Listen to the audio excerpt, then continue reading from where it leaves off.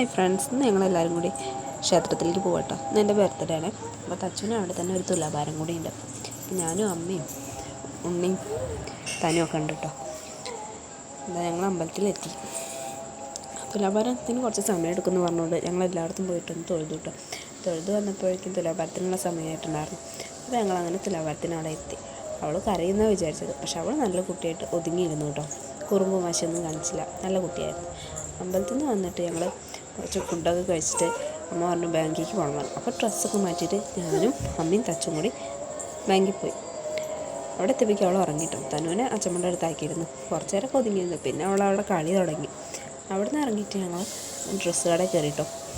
അമ്മയ്ക്ക് മാളുവിൻ്റെ ഡ്രസ്സ് എടുക്കണ്ടായിരുന്നു. അങ്ങനെ അവിടെ കയറി. അവിടെ നിന്ന് ഇങ്ങോട്ട് പോകുന്ന വീഡിയോസൊന്നും എടുക്കാൻ പറ്റിയില്ല കേട്ടോ. നല്ല ക്ഷീണമായിരുന്നു. പിന്നെ രാത്രി ആയപ്പോൾ അമ്മ നെയ്ച്ചോറും ചിക്കൻ കറി ഉണ്ടാക്കിയായിരുന്നു, ബർത്ത്ഡേ സ്പെഷ്യലായിട്ട്. അങ്ങനെ ഞങ്ങളെല്ലാവരും അതൊക്കെ കഴിച്ചു. ഇന്ന് കുറേ തിരക്കുള്ളൊരു ദിവസമായിരുന്നു കേട്ടോ, കുറേ യാത്രകളൊക്കെ ആയിട്ട്. ഇന്നത്തെ വീഡിയോ എല്ലാവർക്കും ഇഷ്ടമാണെങ്കിൽ ലൈക്ക് ചെയ്യുക, ഷെയർ ചെയ്യുക, സബ്സ്ക്രൈബ് ചെയ്യുക. അപ്പോൾ ബൈ.